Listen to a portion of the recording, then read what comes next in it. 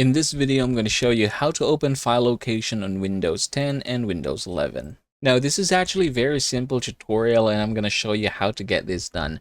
So what we are going to do is head over, say for example, here in our desktop, and we're going to go ahead and look for a file. Now, let's say for example, we're going to look for this NordVPN right here. What you're going to do is basically right click this one, and then you should be seeing an option here. It says open file location. Now, regardless if you're Windows 10 or Windows 11 user, it says, or it is going to say the same thing, open file location. So once you click that one, it's going to bring you to where that thing is. So as you can see, we have it here. You can go ahead and basically just click this one and it's going to open the NordVPN for you, or that file itself.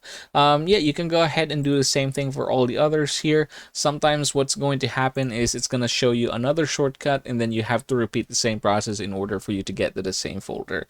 But basically, that's how you are going to get this done. Thanks for watching, and I hope this video helps you out. If you found this video helpful, please consider hitting that like button and subscribing to the channel. Also, feel free to share in the comments how this video has helped you.